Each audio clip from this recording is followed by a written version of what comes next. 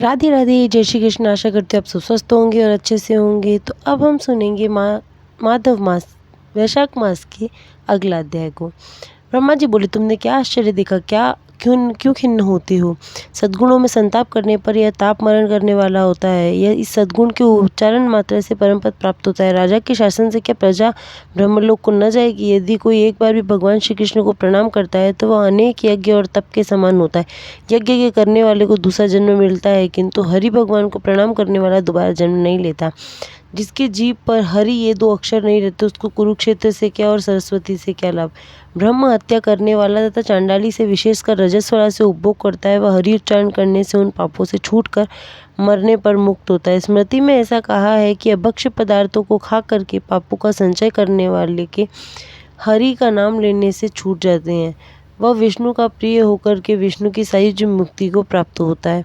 इसी प्रकार से हे यम, वैशाख नाम का महीना विष्णु को प्रिय है।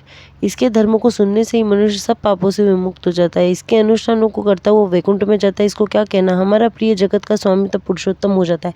विष्णु के प्रिय माधव मास के धर्म को जो करता है उस पर वह अति प्रसन्न होते हैं और सर्वदा सहायता के लिए खड़े रहते हैं। हे सोरे, उस राजा का प्रभाव मेरे अधीन नहीं है। वासुदेव भगवान के भक्तों के लिए कहीं भी अशुभ नहीं है। उसकी जन्म, मृत्यु, बुढ़ापा, रोग इत्यादि का कभी भय नहीं होता। वह निरोगी रह करके यथाशक्ति अपने स्वामी का कार्य संपादित करता है। इस प्रकार से कृतार्थ होकर के वह नरक में नहीं जाता। यदि कार्य शक्ति से बाहर हो तो स्वामी को सूचना कर दे, तो वह सेवक निरोगी अऋणी होकर के सुख प्राप्त करता है। अतएव सच्ची बात निवेदन करने से पातक नहीं होता। अपना कर्तव्य यत्नपूर्वक करने से प्राणियों को कोई अपराध नहीं होता। अतएव तुमको इस कार्य के लिए जिसको तुम कर नहीं सकते शोच न करना चाहिए। ब्रह्मा जी के ऐसा कहने पर यम बड़ा खिन्न हुआ।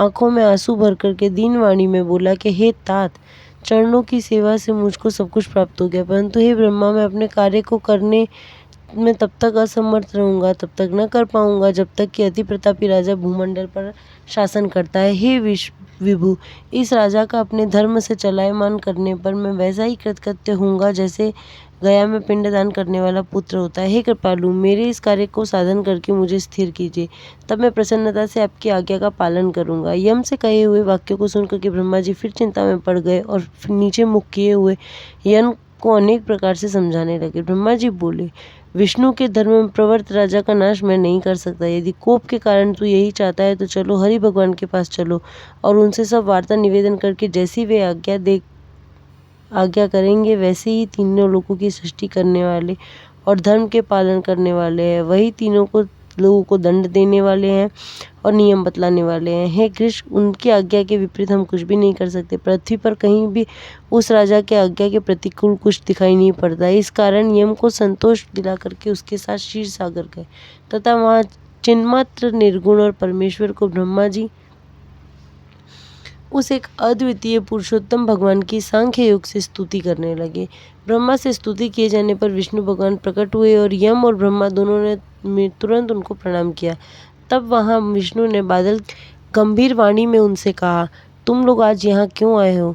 क्या राक्षसों ने दुख दिया है? यम का मुख किस कारण से मलिन है और वह कंधे को क्यों झुकाए हुए? हे ब्रह्मा, सब मुझसे कहो। ऐसी आज्ञा पा करके ब्रह्मा जी ने कहा, आपके उत्तम दास उस राजा के पृथ्वी पर शासन करते हुए मनुष्य लोग वैशाख मास के धर्मों में निरत होकर के परम पद को पा रहे।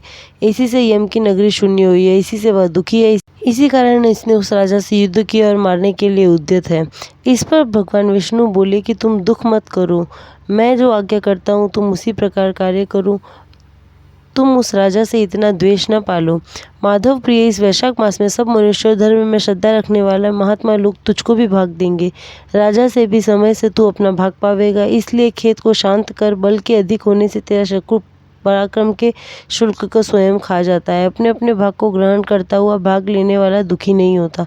जो लोग संसार में प्रतिदिन तुम्हारे लिए बलि नहीं देते, स्नान नहीं करते, अर्घ्य जल का भरा गड़ा और अन्न अंतिम दिनों में दान नहीं करते, उनको वैशाख महीने के सब कर्म अवश्य विफल होते हैं। इसलिए तेरे भाग देने वाले मेरे में लीन उस राजा पर तू क्रोध मत कर। जो कोई लोग संसार में तेरे भाग को देते हैं, वैशाख में कहे हुए बड़े धर्मों में तू उनका विघ्न मत कर, अथवा जा लोग तुझे छोड़कर धर्म पालन करते हैं। हे महाभाग, मेरी आज्ञा से तुम उनको दंड दो। तुम्हारा भाग दिलाने के लिए उस राजा के पास मैं सुनंद को भेजता हूँ। मेरी आज्ञा से वह जाकर के तेरा भाग दिलवाएगा। विष्णु भगवान के पास यम के बैठे रहते भगवान ने राजा को समझाने के लिए सुनंद को भेजा। वह भी जाकर राजा को समझाकर लौट आया। इस प्रकार से यम को आश्वासन करके विष्णु भगवान अंतर्ध्यान हो गए। यम को स्वयं समझाकर आज्ञा देकर के अति विस्मित होकर के ब्रह्मा जी अपने धाम को चले गए।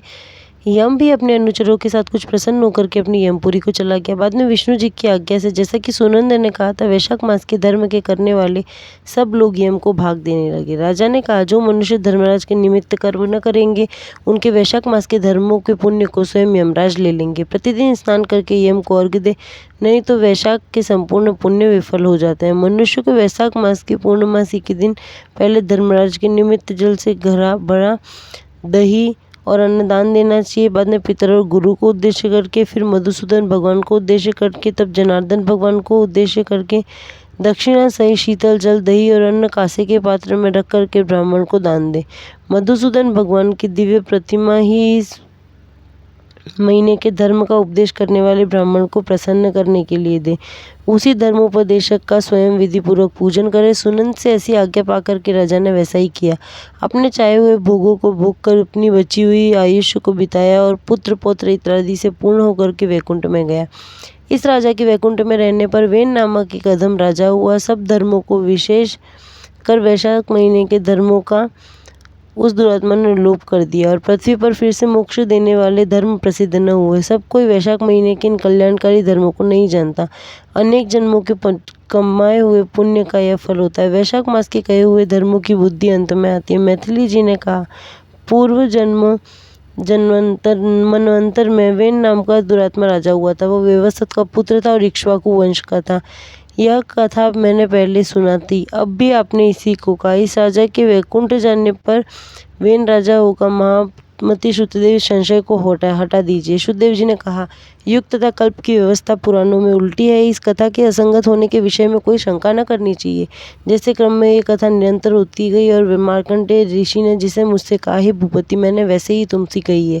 इसी से वैशाख मास के धर्म प्रसिद्धि को प्राप्त नहीं होते। वेले ही विष्णु भगवान के भक्त इसको जानते हैं।